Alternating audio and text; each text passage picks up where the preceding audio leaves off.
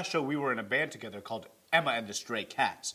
My grandma's cats were our backup dancers, and if I'm gonna dance alongside those cool cats, I better learn their moves. What was that one? Oh, you can't guess? It's a cat licking its paws and cleaning its ears to the beat. Come on.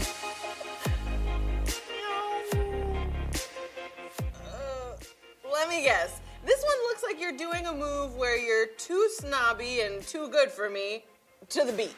Exactly. A cat classic.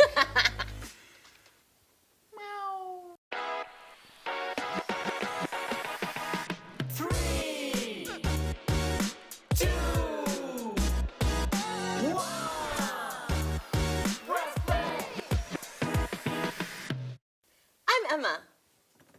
And I'm Jay. Welcome to Press Play. Like Jay said, last time we were in a band. Grandma turned into Miss Business, our manager, and we were in a recording studio making a song about how God is with us even when we feel weak. Oh, it'd be cool to go back and see how it turned out. Before we press play, we should talk about something. What's that? Well, we're in a band with some of your grandma's cats. So? If I'm going to share creative space with these cats, I need to feel like I know a little about them. We're in a band, after all. Of course. Here are the cats that made the cut, according to my grandma. There's Moses, named after, well, Moses, a wonderful dancer. Gets a little testy if he doesn't get his kitty kibble on time. Okay. Lewis, named after one half of Lewis and Clark, the Lewis half. Great dancer, purrs in perfect pitch, likes people and other cats to remain at least a foot away from him at all times. My grandma is the only one allowed in the 1 foot perimeter. Okay. And then there's Chotchki. Meows in the key of E. It's crazy. You can tune instruments to her. Doesn't like exposed feet. You trust me on that one. You keep your shoes and socks on. Oh, Jay, What? keeping this band together with all these crazy cats is gonna be no small task. What do you mean? They've all got stuff. I'm not sure if it'll work out. Oh, it will. Watch. Let's do it. 3, 2, 1, press play. Oh, sweet. It's our concert and we're backstage. We must be about to go on. But where are the cats for Emma and the Stray Cats? Grandma. I mean, Miss Business. That's her band manager's name. Well, I'm sorry, Miss Business has got a little bit of a big problem. What do you mean? Where are the cats? Well, sorry, y'all, but Elvis didn't get his kitty kibble on time, so we got less than a foot away from Lewis, and then my slippers got caught in the tussles, and then Chotchki lost it. They're in no condition to perform tonight. We're about to go on. This is a big, big problem. What are we gonna do? You both are right. This is a big problem. But maybe what we need right now is a little perspective. You know, that's a way of looking at things. In 1 Samuel 17, God's people thought they had a problem too big for anyone to do anything. That problem was a huge Philistine soldier named Goliath. The Philistines were the Israelites' arch enemy. They were on opposite hills about to clash when Goliath stepped up and said, if any Israelite could beat him in battle, the Philistines would give up. But if no one could, then the Philistines would win. The Israelites were bummed because, like us, they didn't know how to overcome this big, big problem. They didn't think anyone ever could beat Goliath. David was still just a boy when this was happening, but he heard what Goliath was saying and he got mad. He didn't want anyone to taunt God and God's people as Goliath was doing. So guess what he did? He stepped up to fight. What? That's crazy. Jay, haven't you heard this story before? Yeah, but I like to act like I haven't. Try it. Okay, oh, that's crazy! As crazy as Elvis without his kibble.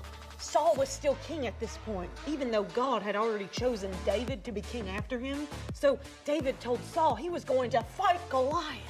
Saul thought he could help David overcome Goliath by giving him his armor, but it was too big. And David took it all. So what did he have? You're right, Jay. This is fun. He only had a sling and 5 stones. That was it. 5. Goliath laughed at David. He made fun of him, and he also made fun of God. Ooh, he was really asking for it. 1 Samuel 17:45 says, David said to the Philistine, you come against me with sword and spear and javelin, but I come against you in the name of the Lord Almighty, the God of the armies of Israel, whom you have defied. They came at each other, okay? Now, it seemed impossible that little bitty David could take down Goliath. Then he took out a single stone, he slung it, shot it, bullseye, down came the big guy. Oh, if God can help David overcome Goliath, then God can help Emma and the Stray Cats do this show. Meow, meow, meow, meow, meow, meow, meow, meow. Hey, there you go. And look, I just got a text message. It looks like God's already working. While I was telling you the story, I got a text from my cat sitter saying that Elvis got his kitty kibble, Lewis settled, and Chowchki actually brought my slipper on over to my cat sitter. Well, thank you, Lord. They'll be here in a minute. Okay.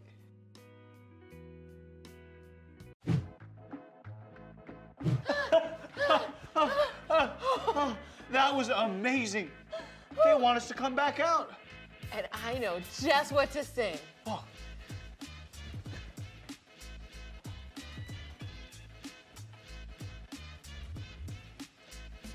God, you help me overcome big things. Yeah. Whoa! Yeah! Now, everyone, join us for the press play handshake. I can't believe that actually happened. Well, believe it. David beat Goliath with God's help, right? Emma and the Stray Cats just had the best show ever with God's help. Nothing's too big for God. Sorry, I'm a little excited. It's okay. Me too. Let's recap. We pressed play and we're backstage at our show, but our cat backup dancers were dealing with some big issues and we weren't sure if we could overcome them. Grandma, our band manager, shared the story of David and Goliath from 1 Samuel 17. Just like God helped David overcome Goliath, God, you help us overcome big things. Remember that today, friends, no matter what you're facing.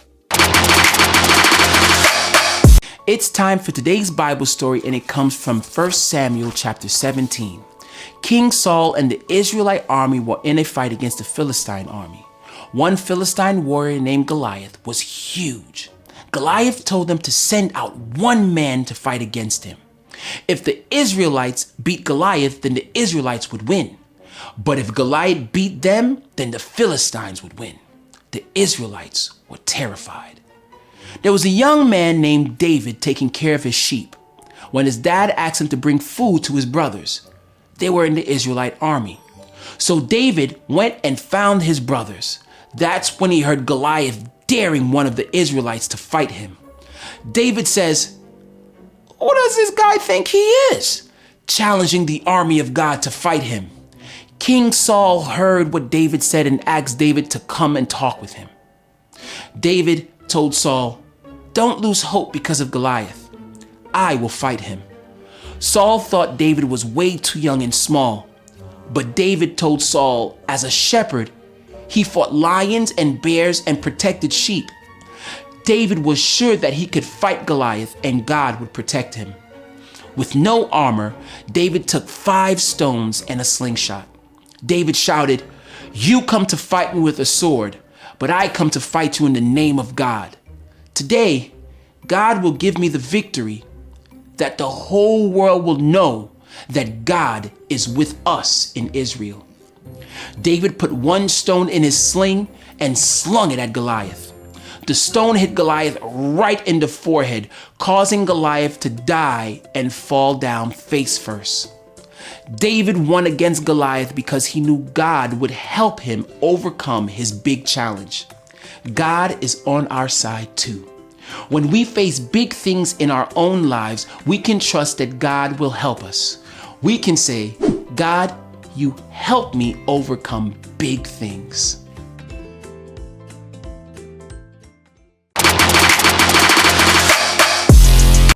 Psalm 147:7. Sing to the Lord with grateful praise. Make music to our God on the harp.